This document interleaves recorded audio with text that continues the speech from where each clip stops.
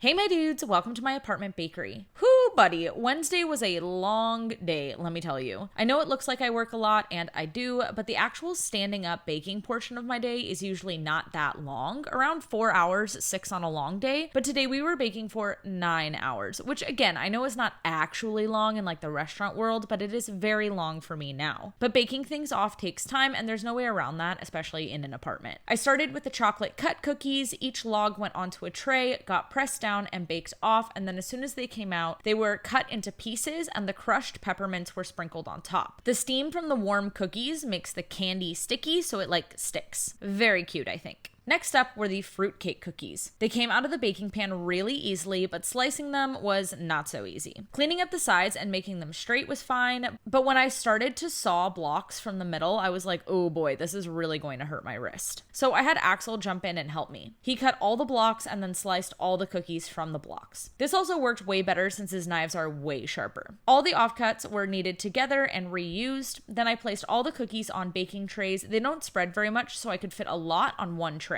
They were baked, and when they came out, we pressed their sides a bit, and how pretty are these? I just love how they turned out. Next up was pepperkoker. This was by far and away the most time-consuming cookie, which I knew it would be. I think it took us about 3 hours to bake off all 200 cookies we needed. It's just a lot of rolling and cutting out and transferring and.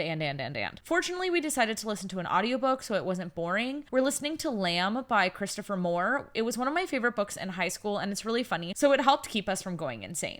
After pepperkoker came the horseshoe cookies. I do love small fussy things, even when I have a lot of them to make. I think it's really fun. The dough was divided into exactly 32-gram balls, which were then rolled into exactly 32-centimeter long ropes, which were then cut into 4 equal pieces and bent into a horseshoe shape before being pressed down with a fork. Axel and I tag teamed this, so it didn't take that long at all, and they were so worth it because of how cute they ended up. Lastly, we did the caramels. Usually I love wrapping caramels, but I was so tired and cranky at this point. Axel cut all of them into pieces, and then I wrapped all of them. I usually wrap in pieces of parchment that I cut myself, but I didn't want to cut that many, so I bought these plastic sheets to wrap them in, but they hurt your fingers after a while, so I'm not too sure about them. At least they look really nice. And I don't think I showed you guys, but here are the saffron cookies I made yesterday, and then the hazelnut cookies. Both cutie patooties. Tomorrow we pack the cookie boxes. Hey Doa!